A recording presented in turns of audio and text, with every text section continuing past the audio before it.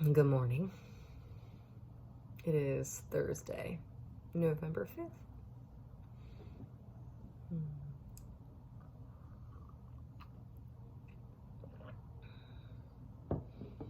Feeling a lot more even keeled today. Yesterday I was feeling all over the place.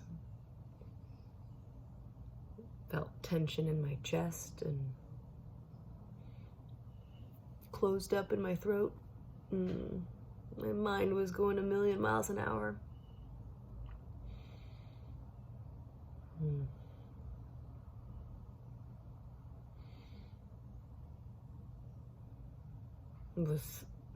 Had some creeping in thoughts that were really judgmental and harsh toward myself. Luckily, thankfully, I've built up a belief that's loud enough that can, say very calmly through all the shouting that not to believe the things I think about myself when I'm, on edge like that, when I'm dysregulated.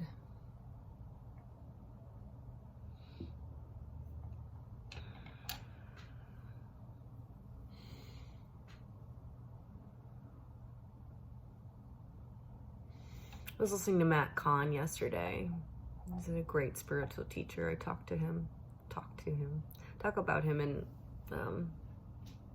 lots of my entries. Yesterday, as I was starting to really actively use the tools I know to calm my nervous system down, breathing, meditation, I listened to a video where he was talking about how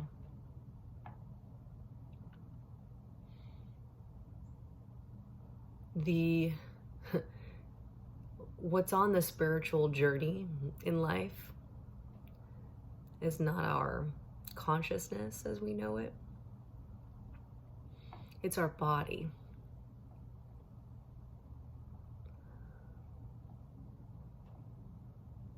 Our body's on the spiritual journey, and our consciousness is what guides it through.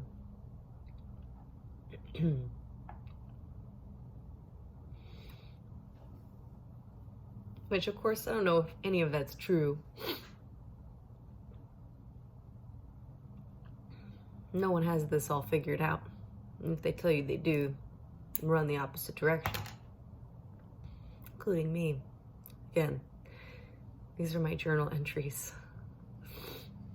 Not meant to be prescriptive in any means, even toward myself. These are just reflections on life. My own experience of myself, which fluctuates by the second. And I love that about life and myself. And that I have that awareness to tune into that. It's a fucking gift. It's fun.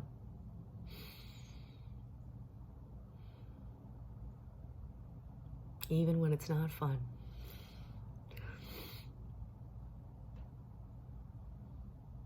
I should say, even when it's challenging. It's fun even when it's challenging. That makes a little bit more logical sense. I'm playing with my gratitude rock in my pocket. I've talked about it before. Found it in a river in Georgia. Look at these crazy lines in it. You can see. Smooth. Keep it in my robe pocket. I'm often playing with it in the mornings as I'm going about my business. So again, back to us being our own spirit guides and how, I don't know if it's true.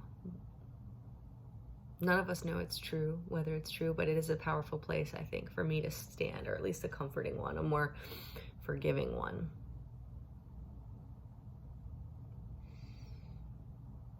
Because according to Matt, it makes sense. our consciousness changes and evolves so quickly. Our awareness of life, it's constantly expanding and learning new information, incorporating new experiences. And our body, our conditioned way of being, builds over time. Evolution is more slow there. Epigenetics is slower there. And so when we expect our bodies to move at the pace of our consciousness, we set ourselves up for frustration, which is what I was seeing in myself yesterday. I just kept saying to myself, I need to just do it.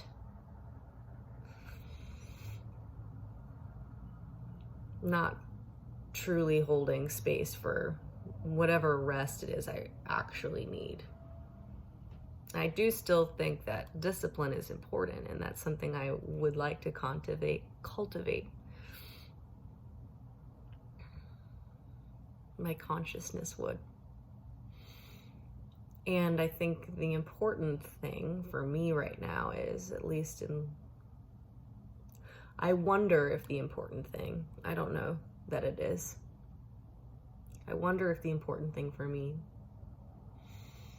is to,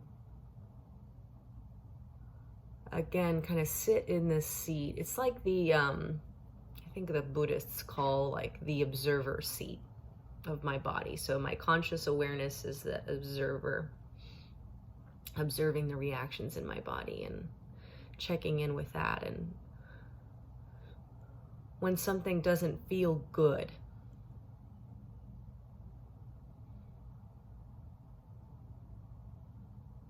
like it's not like if I feel tension in my body about something, to know that that's my body's journey and try to guide it in ways that make it feel better more often. And I'm not saying I'm playing with this candle. I'm not saying, I'm always doing something off camera, I think. Helps my words come out. I'm not saying to avoid discomfort, because I've definitely done my fair share of that. And when it's not aligned, meaning like, say I avoid the discomfort of doing some hard project I have for work or for school in the past. That doesn't necessarily, avoiding that discomfort, so we're talking about listening to my body and what feels good, that doesn't necessarily feel good in my body, right? If I'm avoiding the hard things that I know are in the interest of my long-term goals, I feel that anxiety in my body.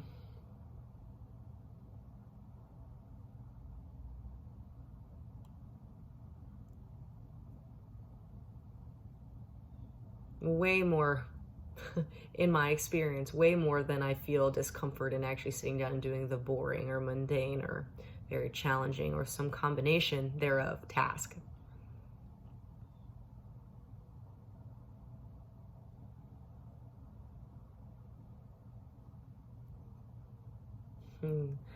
Makes me think of the age-old psychological paradigm that I studied when I was in school. It was about the delay of gratification.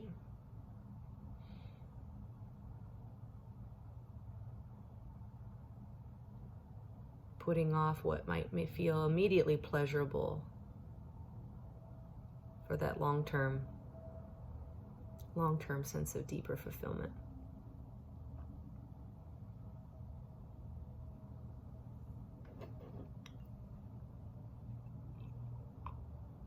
And we're getting into what I talked about in my tapas or self-discipline entry. It's a few days ago. something that I think about all the time. I researched it in graduate school. It's not research, it's me search, we say.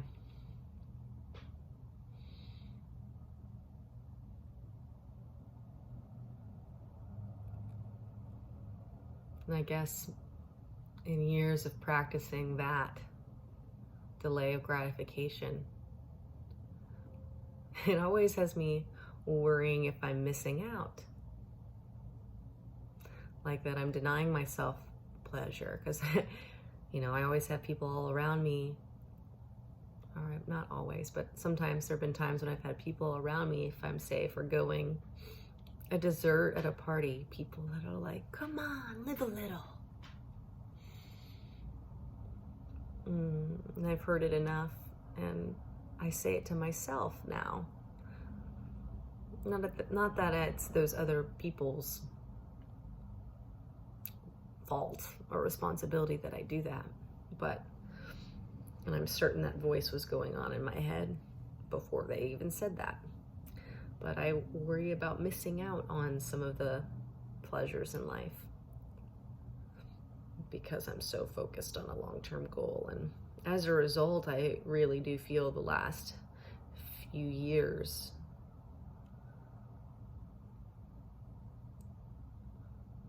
I've put a hold on going after anything really big like I used to, like getting into a PhD program, like doing an Ironman.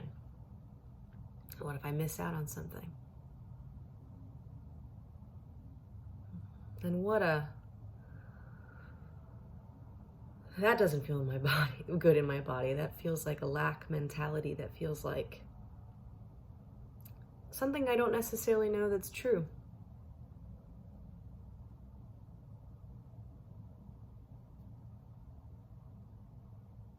Sounds like a convenient storyline to keep me in limbo and out of inside my comfort zone, my very uncomfortable comfort zone, I guess, because I'm not growing. Is that true? No. I might not be growing horizontally in my life circumstances, but I do feel like I'm growing vertically in my experience of life and myself in this rest period. And when my body is ready, it will barrel up that mountain. I won't be able to stop it. I know myself. That's how I operate. At least that's how I've operated in the past sometimes.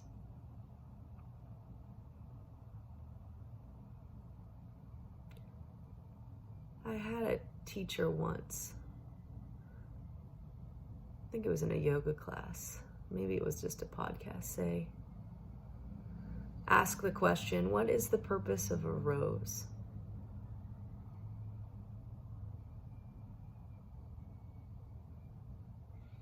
And I'm just paraphrasing this. I won't get it exactly right, but basically what he said was what if the purpose of the rose was simply to just be a rose?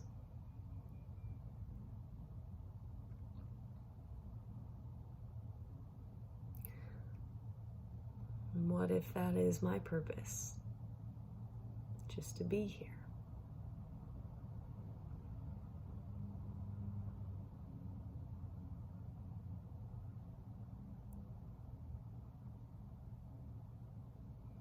That makes my body feel good. It doesn't have me bullying it to be more. Do more, be more.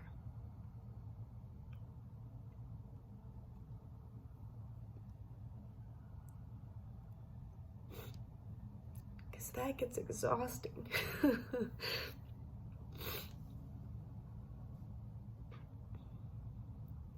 Can you relate?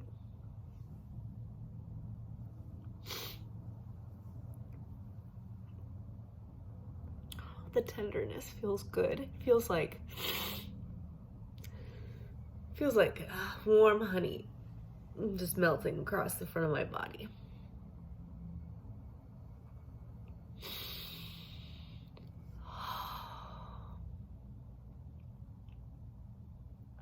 so grateful.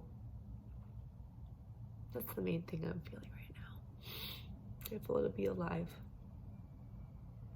in these wildly unprecedented times.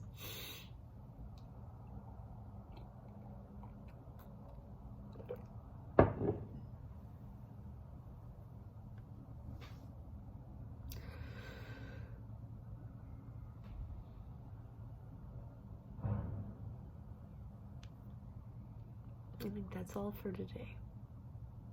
Thank you. I love you.